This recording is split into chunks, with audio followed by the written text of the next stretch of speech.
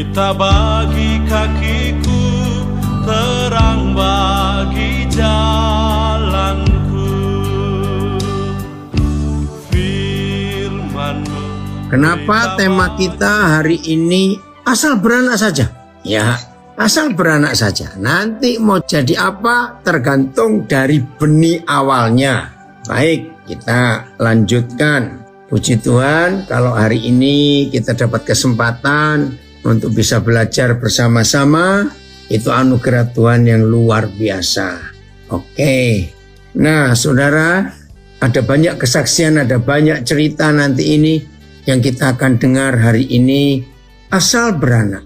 Kita buka Kejadian 1 ayat 26 dan 28. Kejadian 1 ayat 26 dan 28. Roh Kudus, kami mau belajar supaya apa yang Bapa inginkan atas kami bisa terjadi dalam nama Yesus. Berfirmanlah Tuhan, baiklah kita menjadikan manusia menurut gambar dan rupa kita, supaya mereka berkuasa. Nah saudara, saya nggak baca berkuasa atas siapa, kita semua sering tahu. Karena memang ayat ini sering dikhotbahkan. Atas ikan-ikan, di laut, burung-burung, pokoknya atas bumi lah. Oke, itu saya nggak baca. Tapi begini yang Papa maksud. Berfirmanlah Tuhan, baiklah kita menjadikan manusia menurut gambar dan rupa kita, supaya mereka menjadi sama seperti kita. Nah, sifat Tuhan ini ada di hidup semua papa mama di dunia. Saudara, nggak mungkin, saya beri contoh ya, nggak mungkin, walaupun saya harus ngomong kan, walaupun nggak mungkin. Nggak mungkin dong ada orang menikah lalu istrinya hamil, lalu mereka berunding, aduh mudah-mudahan ya anak kita ini kayak tetangga kita nanti. Nggak lucu bukan? Ngerti nggak maksud saya? Ya semua orang yang menikah dan punya anak itu otomatis atau wajar kalau mereka mengharapkan anak mereka ya seperti mereka. Nah, untuk hal ini nggak usah didiskusikan, itu wajar. Maka itu ketika ada beberapa kasus yang dialami oleh beberapa keluarga tentang salah satu anaknya yang misalnya nakalnya susah diatur.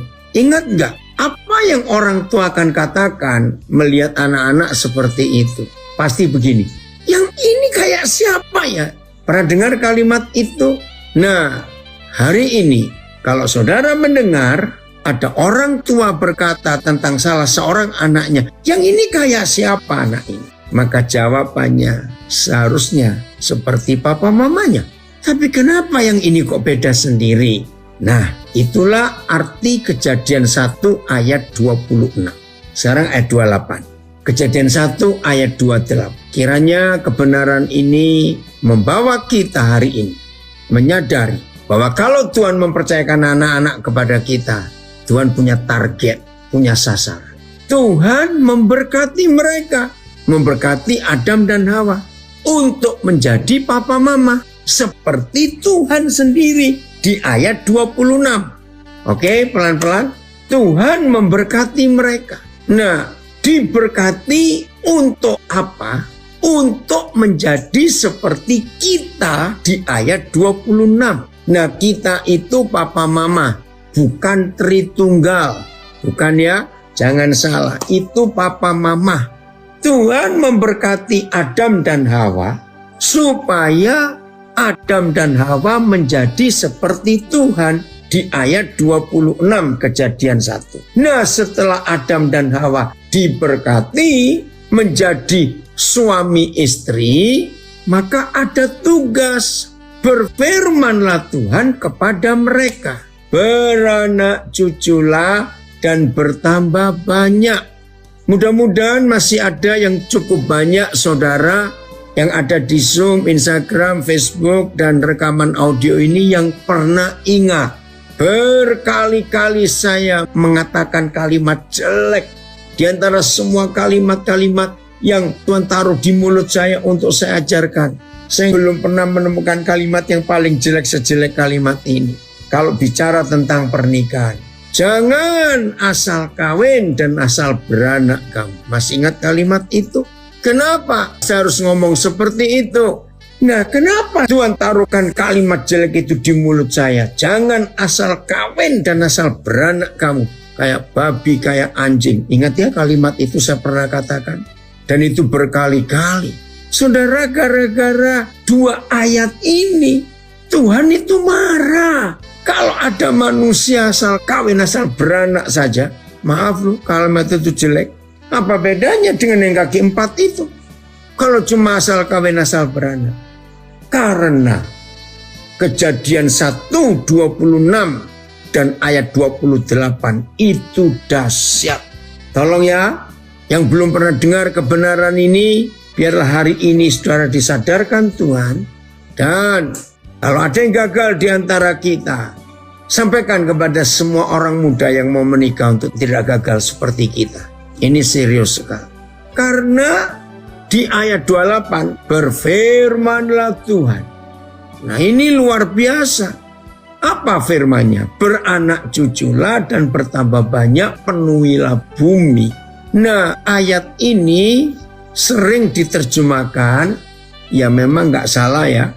Kalau cuma baca begitu saja, punya anak itu nggak boleh cuma 2 atau 3, harus banyak karena perintahnya. Tapi setelah kita membaca dulu sebelum ayat 28, yaitu ayat 26, maksudnya begini, Roh Kudus tolong kami untuk mengerti. Tuhan memberkati Adam dan Hawa dan memberkati semua manusia yang menikah, lalu berfirman, beranak cuculah sebanyak-banyaknya yang sama seperti kita. Seperti kita di ayat 26 dan otomatis seperti kita, papa, mama, anak-anak itu yang berasal dari kita yang pertama tadi di ayat 26. Nah, ini berlanjut setelah anak-anaknya Adam dan Hawa itu dewasa dan mereka menikah, maka hal yang sama diharapkan oleh Tuhan. Nanti anak-anak dari anak-anakmu itu harus sama seperti kita yang pertama dan kita yang kedua, yaitu papa mama. Dan itu berlanjut terus sampai akhirnya bumi berisi orang-orang hebat yang sama dengan kita yang pertama di ayat 26 itu. Nah, si kunyuk tahu firman ini. Ingat ya si kunyuk ya? Setan kurang ajar itu. Ngerti firman ini. Nah, ketika setan mengerti firman ini, maka dia rusak. Rusaknya dengan apa? Dengan seks bebas. Free sex. Maaf kalau saya pakai kalimat, ternyata ngerusaknya gampang sekali. Maaf loh, kalimat ini jangan diteruskan. Cuma ini fakta. Kenapa saya berkata ngerusaknya gampang sekali? Ayat 28 Kejadian 1 yang begitu hebat arti dan dampaknya. Buat si kunyuk cuma dibalik. Nah, ini loh yang sebut gampang, cuma balik saja. Yang seharusnya 2 orang laki perempuan ini menjadi suami istri, baru Tuhan berfirman beranak cucu, jadi papa mama. Nah, si kunyuk membalik, jadi papa mama dulu, baru diberkati jadi suami istri. Nah, ini kan kurang ajar betul. Dan itu yang terjadi. Ngerti ya saudara? Jadi setan begitu gampang merusak yang dahsyat ini dengan cara free sex, seks bebas. Hamil sebelum menikah, maaf. Ini yang merusak saudara. Nah, itu tercatat di Kejadian pasal 6. Zaman Nuh. Ya, yang belum tahu nanti cari sendiri ya karena waktu. Ketika di masa zaman Nuh, saya punya istilah ini waktu membacanya. Terjadi kawin campur dan kawin ngawur. Perhatikan, di zaman Nuh di pasal 6, terjadilah kawin campur dan kawin ngawur. Lahirlah monster. Nah, kata raksasa di Kejadian 6, dulu saya pikir itu positif. Wih, orang-orang hebat. Ternyata tidak. Justru kata manusia raksasa di zaman itu adalah monster, saudara. Catat itu. Kapan lahir monster? Ketika kawin campur dan kawin ngawur. Kawin campurnya bagaimana? Anak-anak Tuhan birahi dengan anak-anak manusia. Itu Kejadian 6. Itu kawin campur, nggak boleh. Yang harus satu roh. Nah, siapa anak-anak Tuhan? Anak-anak Tuhan itu adalah keturunan Set. Karena setelah hancurnya Kain dan adik-adiknya, baru ketika Adam punya anak Set, orang mulai kembali menyebut nama Tuhan. Jadi kembali ada pemulihan dan pertobatan. Anak dari Set, anaknya Adam dan Hawa. Nah, lahirlah keturunan orang-orang benar, anak-anak Tuhan. Begitu. Nah, siapa anak-anak manusia? Itulah keturunan Kain. Nah, ketika terjadi kawin campur itu, lahir monster. Lalu kawin ngawurnya bagaimana? Sama-sama anak Tuhan, sama-sama penuh Roh Kudus. Tapi selama pacaran tidak kudus. Itu dia. Dengarkan ini. Nah, itu yang terjadi. Kawin campur, kawin ngawur, lahir monster. Hidup tidak kudus. Nah, untuk mengerti dua ayat ini, ya, untuk memahami Kejadian 1 ayat 26 dan Kejadian 1 ayat 28. Asal beranak sajalah dulu. Loh, kok segampang itu? Karena begini logikanya. Biji jeruk yang kita tanam itu gak usah didoakan dengan tengking dalam nama Yesus. Jangan jadi duren kamu. Itu doa yang salah. Kalau yang kita tanam biji jeruk, ya otomatis jadi pohon jeruk dan buah jeruk. Kalau kita tanam biji alpukat, ya otomatis jadi pohon alpukat dan buahnya buah alpukat dan semuanya. Masih ingat yang belajar biologi? Di dalam setiap benih atau biji apa saja, pokoknya biji, ada bakal tunas, bukan? Istilahnya. Nah, ada yang bisa bantu saya? Ya, bakal tunas. Apa istilah biologinya? Ya, bakal tunas itu adalah hakikat dari induk biji itu. Bakal tunas. Ada yang bisa menolong? Apa bakal tunas bahasa biologinya? Bukan. Embrio. Oh ya, sama ya? Embrio untuk manusia ya? Ya, enggak tahu itu. Apa itu? Coba.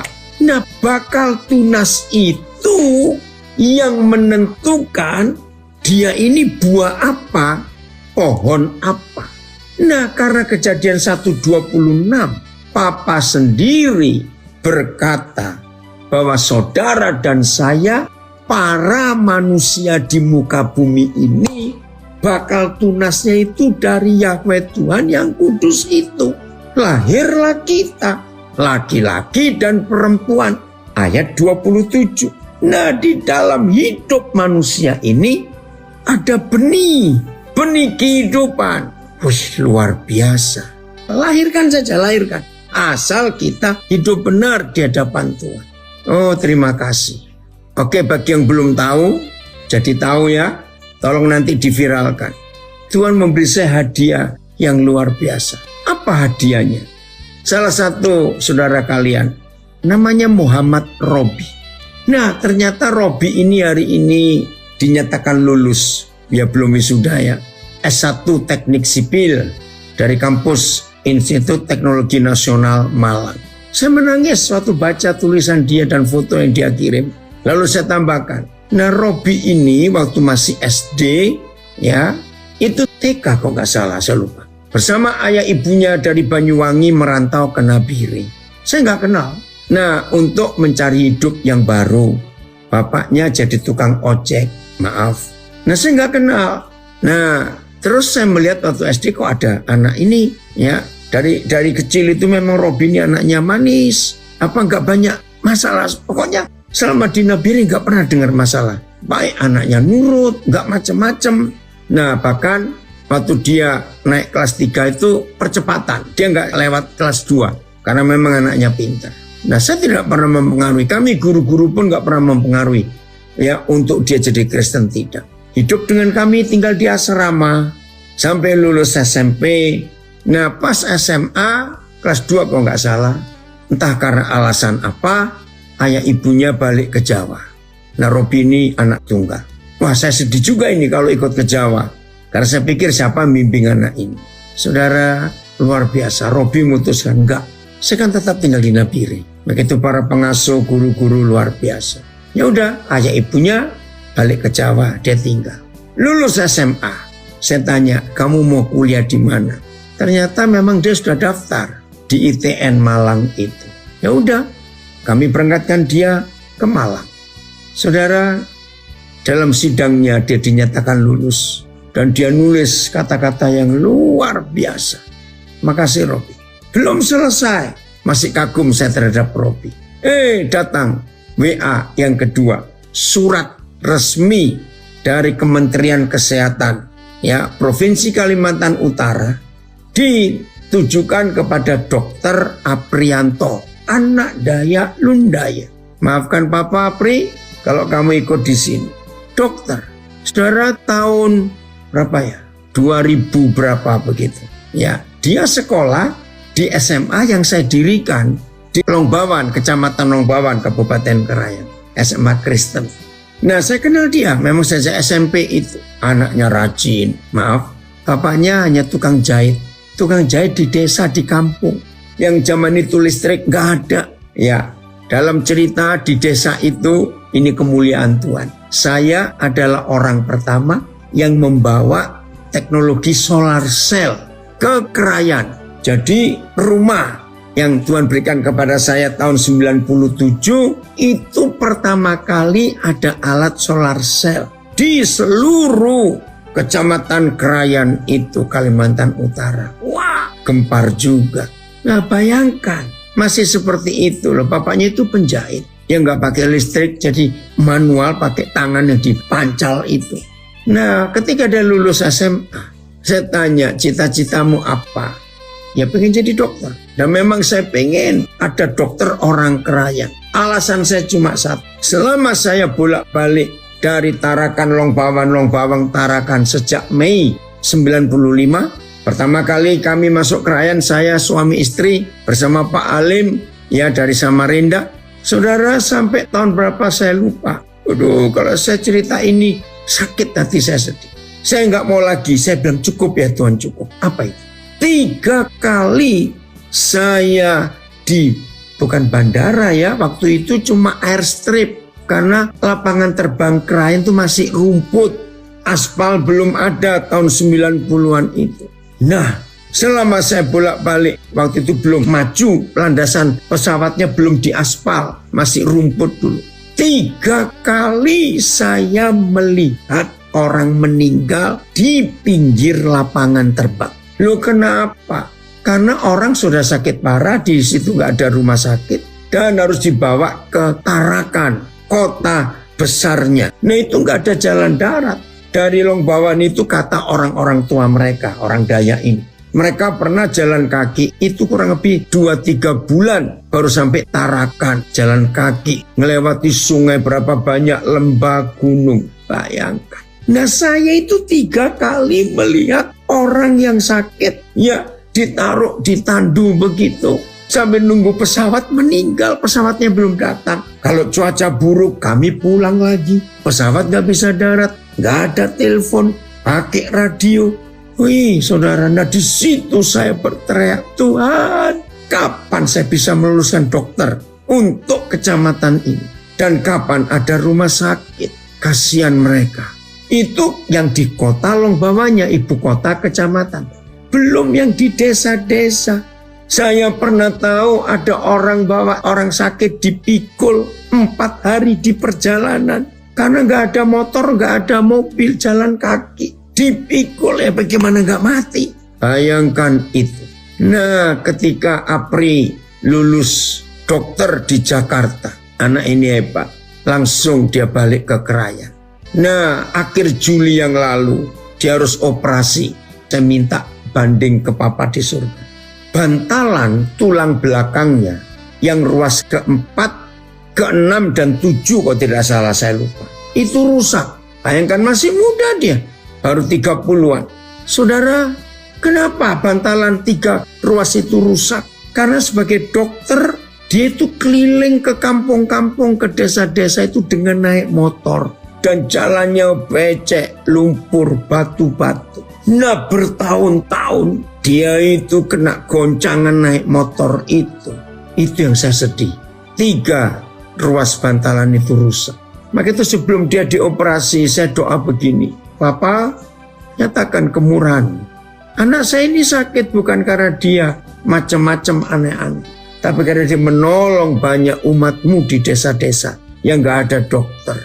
Tidak sedikit, berapa kali dia harus nginap di tengah hutan, di perjalanan.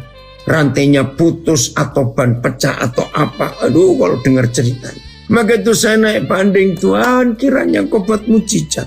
Karena dia sakit ini bukan karena salah dia, tapi karena jalanan itu. 3 kali anak saya ini dapat kesempatan untuk ngambil spesialis. 3 kali loh saudara. Tapi dicegah oleh Dinas Kesehatan Kementerian Kabupaten. Jangan. Nah, saya sempat khawatir juga dengan anak ini. Karena untuk ngambil spesialis itu kan ada batas umur. Nah, ketiga kalinya ketika saya memaksa dia, ambil nak. Baru saya tahu Dinas Kementerian Kesehatan Kabupaten itu punya alasan. Kenapa dia dilarang untuk ambil spesialis padahal kesempatannya terbuka? Karena dia ini satu-satunya dokter yang hatinya untuk desanya, untuk sukunya itu paling kuat. Dan memang sudah disiapkan untuk jadi direktur rumah sakit. Dan ini rumah sakit yang pertama ada di desa itu. Dan hari ini saya dikirim WA suratnya bahwa dia akan dilantik jadi kepala rumah sakit daerah Krayan tanggal 2 September ini. Wih, saya menangis lagi. Tuhan Engkau luar biasa. Nah, hari ini begitu bahagianya kami sebagai papa mama untuk anak-anak itu. Melihat 2 anak yang Tuhan percayakan kepada kami. Satu bisa lulus teknik sipil S1. Satu diangkat jadi direktur rumah sakit daerah. Rumah sakit yang pertama di Kecamatan Krayan. Saudara, lalu dalam grup WA saya yang cukup banyak itu, saya tulis begini. Papa, terima kasih hari ini Papa memberi hadiah. 2 hadiah yang hebat buat kami. Robi lulus S1 teknik sipil, anak tukang ojek. Dr. Aprianto, anak tukang jahit di desa, bisa diangkat jadi direktur rumah sakit yang pertama di Krayan. Dan rumah sakitnya memang namanya Rumah Sakit Pratama juga. Saya nggak tahu kenapa diberi nama itu. Lalu kalimatnya saya lanjutkan. Tuhan, bukan cuma kami, tapi semua anak-anakmu bisa. Maka itu saudara-saudara yang mendengar kesaksian ini, tema kita asal beranak. Udahlah, pokoknya beranak dulu, lahirkan dulu. Ayo, nanti anak-anak itu kita arahkan untuk jadi apa. Perhatikan ini. Nah ini Dr. Hari Nenobais ngomen. Di antara semua anak-anak kami, ya, Dr. Hari Nenobais bersama istrinya Dr. Gigi Esti ini yang paling banyak juga menghasilkan sarjana-sarjana yang tinggal di rumah mereka. Saya akan baca. Luar biasa memang. Ternyata menyekolahkan seseorang ada kepuasan dan kebahagiaan tersendiri di dalam batin. Sehingga membuat kita ketagihan. Keren Har kata-katamu. Karena bisa melihat hidup mereka bertransformasi dan berguna bagi banyak orang. Haleluya. Coba Har kamu tulis di Facebook. Berapa anak yang sudah kamu luluskan setelah kamu mengikuti teladan kami ini. Nah ini contoh yang luar biasa. Maka itu kuncinya cuma satu, jangan pelit, itu aja sudah. Dulu waktu saya mulai nyekolahkan anak, aduh saya nggak punya apa-apa. Saya masih ingat saudara, tahun 70 berapa itu ya, akhir 70-an, awal 80-an, persembahan saya waktu itu di gereja, saya masih ingat, itu cuma sekian ratus rupiah zaman itu. Nah saya pas-paskan juga dan bisa cukup. Nah dari satu anak yang saya berhasil luluskan, Tuhan melihat saya dipercaya duit lagi. Dapat duit lagi, saya cari lagi anak lain untuk saya kuliahkan. Dan terus begitu. Maka itu luar biasa. Nah, jadi semua kita bisa. Saya memulai gak ada uang. Maka itu Tuhan gak suka orang pelit. Hitung-hitungan punya duit cuma disimpan saja. Hanya dilihatin saldonya tiap hari. Terus banyak ya. Cuma begitu saja. Tapi gak berguna untuk yang lain. Hebat sekali. Anugerah Tuhan. Nah, jadi tema kita asal beranak. Pokoknya lahirkan dulu dah. Nah, nanti ke depannya, wow, kita akan melihat hal-hal yang hebat sekali. Ya, yang sudah pernah dengar biar diulang lagi, yang baru dengar supaya hari ini bisa dengar. Seperti yang saya pernah dengar ya kesaksian. Akhirnya Barada Eliezer memilih pengacara baru, Roni Talapesi. Puji Tuhan, itu anak yang Tuhan titipkan kepada kami waktu dia masih kelas 2 SMP di Manokwari. Gak tahu ke depannya dia mau jadi apa. Akhirnya manggil kami papa mama. Lulus SMP, dia minta sekolah di Manado karena ada omanya di sana. Lulus SMA di Manado. Lalu dia bilang, Pak, saya ingin jadi pengacara untuk membela orang susah. Wow, luar biasa. Maka itu tadi ada yang tanya, Den, jadi yang lulus Rob itu sarjana S1 yang keberapa? Waduh, saya jadi lupa. Mungkin sudah 500-an kali yang saya lulusan. Ya, karena terus ada.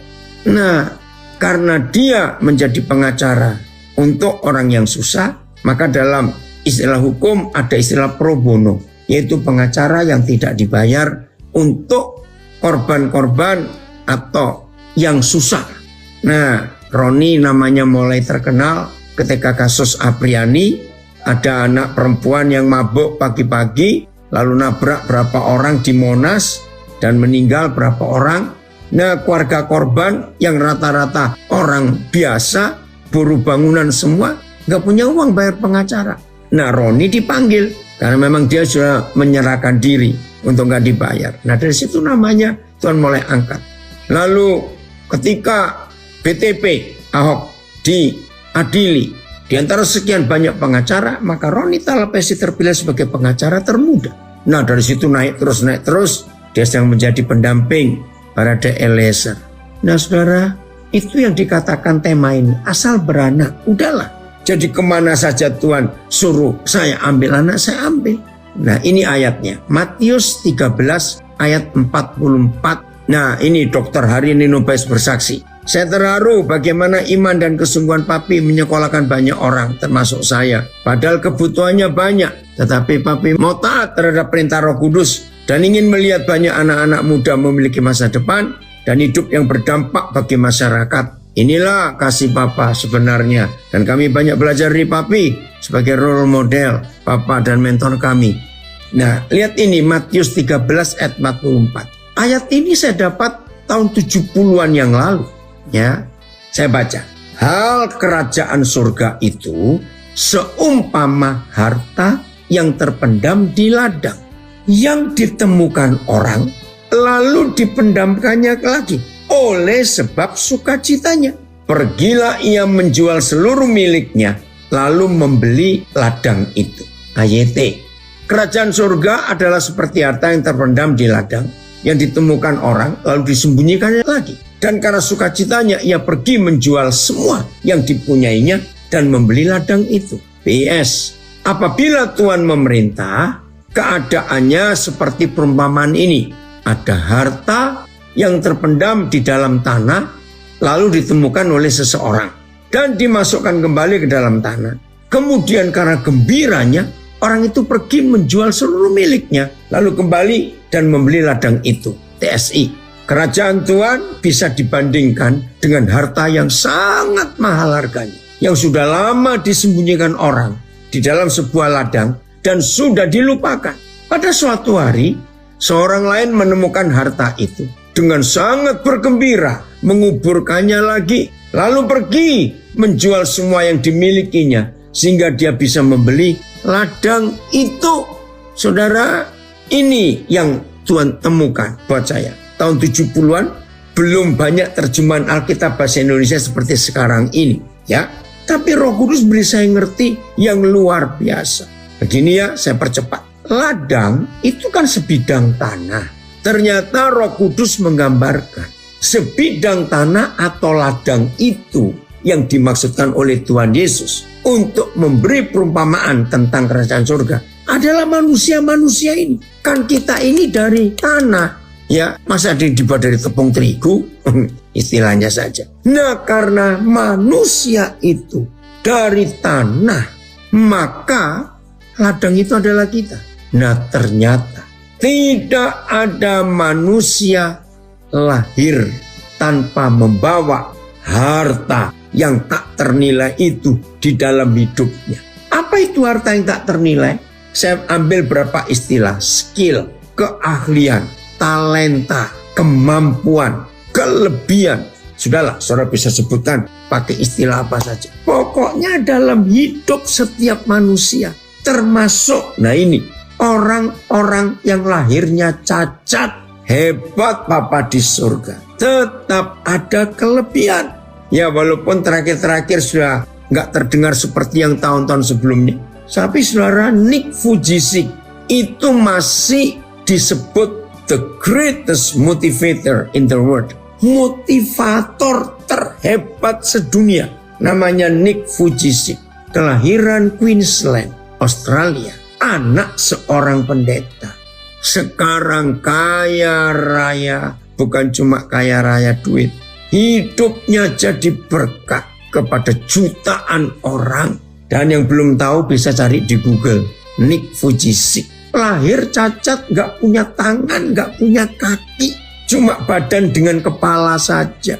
Bayangkan. Tapi sekarang setelah menikah punya anak 3, yang kedua kembar lagi. Weh, saya gak ngerti bagaimana itu Tuhan bekerja. Nah, dalam banyak tulisan yang saya pernah baca tentang Nick ini ya. Orang berkata nasib ada di telapak tangan. Kalau orang itu meramal. Nah, Nick Vujicic ini gak punya tangan.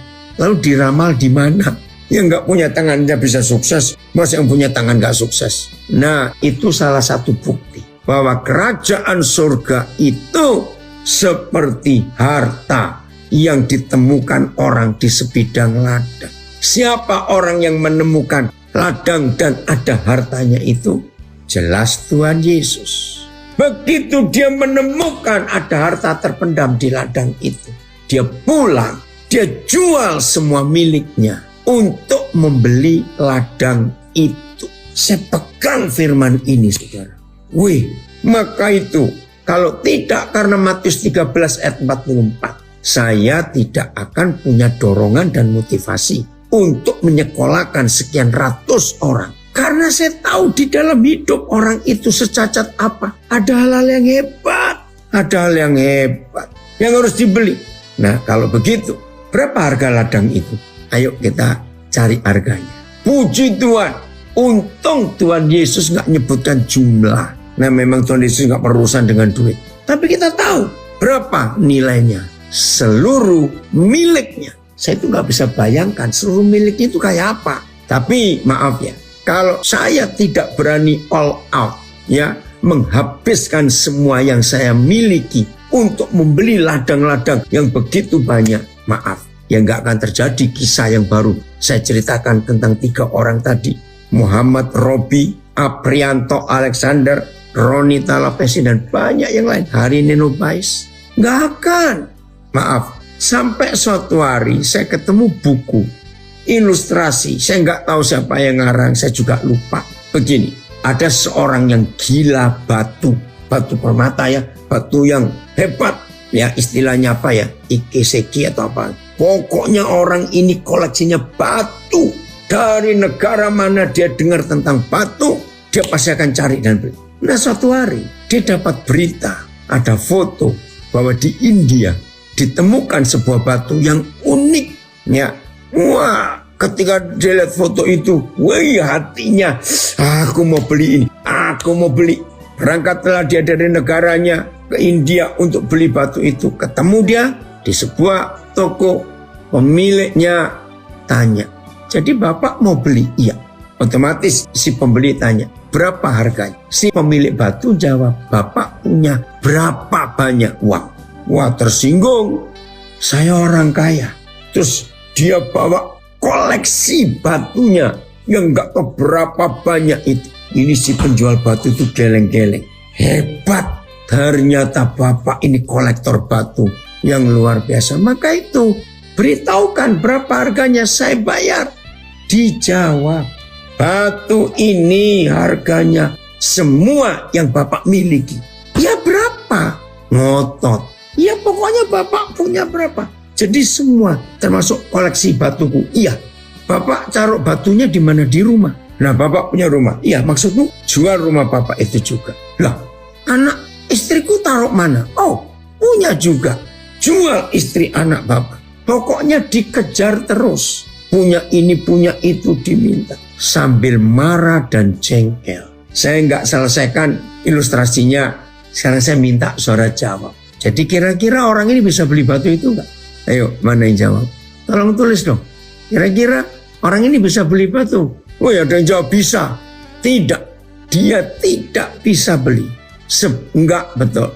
Sebab dia tidak bisa menyerahkan semua miliknya. Wih, betul. Wih, dari Munchen jawab tidak bisa. Betul, nggak bisa. Nggak bisa, betul. Di situ saya mengerti. Matius 13:44. Haleluya.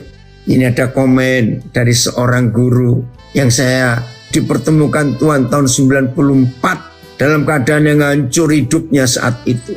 Makasih Papa sudah menjadi rahim untuk melahirkan begitu banyak kehidupan di dunia ini. Ini salah satu anak yang saya temukan tahun 94. Nggak tahu masa depannya bagaimana. Terima kasih untuk kalimatmu bahwa saya itu dipakai untuk jadi rahim untuk melahirkan begitu banyak anak. Saudara, akhirnya orang ini nggak bisa beli sebab dia tidak berani melepaskan segala miliknya untuk dapat yang satu itu. Oh, ini Dokter Hari Nenobas sudah nulis. Yang kami biaya full sudah 9 orang. Tetapi ada juga yang kami dukung di awal dan ada juga berhenti tengah jalan. Lalu Tuhan meminta kami untuk membantu mereka. Jumlahnya sekitar ada 8 orang. Di mana 1 orang sudah meraih magister misiologi. Sekarang ini kami sedang mendukung kuliah 3 anak. 1 orang di jurusan komunikasi, 1 orang teknik kimia ITB, 1 orang jurusan sistem informatika Mercu Buana. Puji Tuhan, lanjut terus. Maka itu tema ini bagus, asal beranak saja. Pokoknya kalau Tuhan suruh, jangan ngitung uang kita dulu berapa. Kalau saya ngitung dulu uang saya berapa, saya nggak akan berani nyekolahkan orang. Maka itu saudara, saya pernah ketemu beberapa akuntan ya, yang menanyakan, mereka dengar tentang prinsip hidup saya. Dan ini lucu, saya juga nggak tahu istilahnya, tapi tahu dari akuntan-akuntan itu. Begini, saya ini kalau menghitung di pembukuan saya, itu yang saya keluarkan, itu yang saya hitung. Nah, para akuntan itu bingung. Nggak ada ilmu akuntansi, ilmu pembukuan yang dihitung keluarnya. Harusnya dihitung tuh masuknya, Pak. Lah saya ini jawab, ya yang saya ngerti ya itu. Jawabnya gini, masalahnya yang pasti itu yang keluar. Yang masuk nggak pernah pasti. Nah kalau yang masuk nggak pernah pasti mau dihitung dari mana? Ngerti nggak maksudnya? Tertawa itu akuntan-akuntan itu. Kok bisa ya? Lah buktinya jalan sampai hari ini. Nah saya nggak tahu. Saudara mikir apa dengan penjelasan saya ini? Tapi itulah fakta yang saya hidupi. Maka itu saya nggak pernah ngitung masuknya, nggak pernah tahu. Tapi keluarnya tahu. Biaya untuk ini, biaya untuk itu saya hitung. Nah, lalu satu akuntan berkata, wah ini sulit ini. Ini kira-kira pakai teori yang mana? Saya nggak tahu. Nah, kalau yang dihitung itu yang keluar, berarti Bapak ini mengeluarkan apa-apa, belum ada apa-apa. Ya pokoknya begitu saya bilang. Mau bagaimana lagi? Maaf ya. Nah, saya nggak tahu ini. Temukan, ini ilmu apa namanya dan teori apa. Silakan cari sendiri. Inilah teori dari surga itu. Jadi para akuntan itu bingung. Karena dihitung kok yang keluar. Ya saya jawab karena yang pasti itu yang keluar. Yang masuk nggak pasti, jadi saya nggak bisa ngitung. Hebat, betul. Tuhan Yesus sumbernya. Amin. Ayo, mulai hari ini kita belajar untuk itu. Nah, ini unik. Kembali Roh Kudus ingatkan, ini masih Matius 13 ayat 44. Orang itu kalau mau beli properti atau beli tanah, ya biasanya ada 3 kriteria. Karena saya juga sering beli tanah. 1, jelas harganya dulu dong. Nomor 1 wajar. Oke, setelah harga, baru ngelihat letaknya strategis atau di pojokan, di celebitan istilah Surabaya yang enggak strategis. Baru yang ketiga, ukuran atau bentuknya. Nah, itu kalau beli tanah secara fakta. Ketika Roh Kudus mengajar saya untuk menggenapi Matius 13 ayat 44 bahwa hal kerajaan surga itu seumpama orang yang menemukan sebidang tanah. Nah, saudara, ini luar biasa. Saya kalau menemukan tanah, saya nggak pernah lihat 3-tiganya. Istilah saya pokoknya itu orang, pokoknya itu tanah. Maaf, bahkan banyak tanah yang saya beli ukurannya miring-miring gak karu-karuan. Maaf ya, maaf. Ngerti ya? Ya memang hidupnya kacau itu orang. Hidupnya rusak. Maka itu dari berapa orang yang tahu saya, ada yang punya 2 istilah bagus sekali. Itu yang saya pakai sampai hari ini. Pernah satu kali ada orang tahu saya itu sedang menyelamatkan satu orang ini. Terus orang itu bilang, Pak, Bapak tahu gak siapa dia? Ya tahu dikit-dikit lah. Gini ya Pak ya, saya kasih gambaran Bapak ya supaya tahu. Saya kenal orang tuanya, saya tahu anak itu. Terus istilah saya begini, kalau dia itu kertas Pak, direndam gak basah, dibakar gak terbakar. Wih, kertas apa itu? Nah, itu rusaknya orang itu. Tapi puji Tuhan, luar biasa Tuhan ubahkan hidupnya. Yang satu lagi berkata, oh kok bisa Bapak dapat anak itu? Dia cerita istilah dia. Gini ya Pak ya, supaya Bapak punya gambaran bagaimana rusaknya anak itu. Kalau dia itu tulang Pak, tulang ya, tulang sapi. Saking rusaknya tulang itu, sampai anjing aja gak suka. Saudara bisa bayangkan. Nah itu dari kumpulan tanah-tanah yang berantakan gak karuan ukurannya. Saya punya 2 istilah itu. Puji Tuhan, Tuhan ubahkan luar biasa. Ilmu air mengalir yang tidak pernah tahan, tapi dibiarkan mengalir sampai jauh tanpa batas. Amin. Andaikan pendeta-pendeta besar bisa seperti Papa, gak sibuk memperbesar gedung gereja, pasti bangsa Indonesia menjadi dampak besar bagi dunia ini. Ayo kita mulai bersama-sama ya, menyelesaikan apa yang Tuhan percayakan kepada kita. Ya, teori surga betul. Maka itu jangan hitung-hitungan dengan Tuhan. Ayo lahirkan orang-orang hebat yang dunia sedang mencari dan menantikan bagaimana Tuhan rindu memulihkan semuanya itu. Ini yang Tuhan sedang kerjakan. Maka itu ayo hari ini keliling kemanapun. Jadi orang-orang yang memburu tanah-tanah itu. Temukan di tanah-tanah itu ada harta yang terpendam. Jual semua milik kita demi harta itu. Oke, saya berhenti dulu di sini. Ada yang mau bertanya? Ayo, silakan. Saya tunggu. Ini ada yang komen dari Jogja. Jika tidak bertemu Papa 2 tahun lalu, tidak tahu bagaimana nasib saya sekarang. Papa benar-benar menjadi orang tua bagi saya, ini anak Nias. Belum pernah menemukan hamba Tuhan yang benar-benar tulus seperti Papa Daniel. Itu dia. Oke, ada? Di chat tapi Bacakan, tolong. ya, tapi gimana kalau akhirnya ada lahan yang tetap miring setelah dibeli dan diperbaiki? Oh, lucu juga itu pertanyaannya. Ya, dibentuk terus, nggak boleh bosan. Ayatnya Galatia 4:19. Untuk satu anak, satu bidang tanah, kita harus terus-terusan sakit bersalin sampai anak itu nggak miring-miring lagi, bentuknya kelihatan. Itu dia. Oh, baca ini komen. Setiap orang yang mau disibukkan untuk orang lain tidak akan bisa menjadi berkat. Orang yang mau sibuk untuk orang lain pasti akan menjadi berkat bagi banyak orang. Amin. Puji Tuhan. Ada lagi? Pak, tanya Pak. Ya.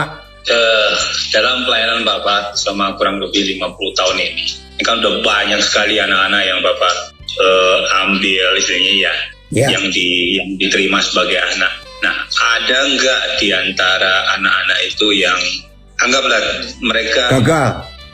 berbuah, ya gagal gitu. Nah, ada.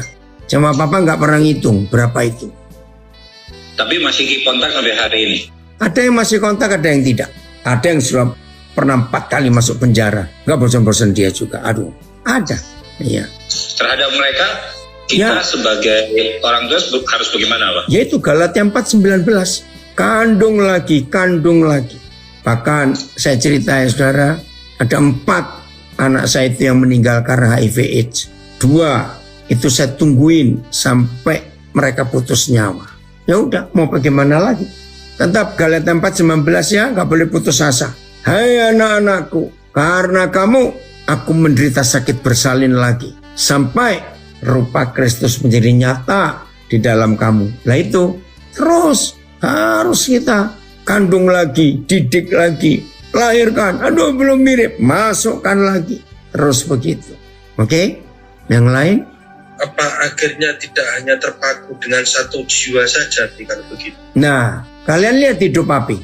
Apakah cuma ngurus 1 jiwa itu? Tidak. Dan hampir rata-rata seminggu itu minimal ada 1 atau 2 yang Tuhan tambahkan. Jadi bisa apa ya istilahnya ya?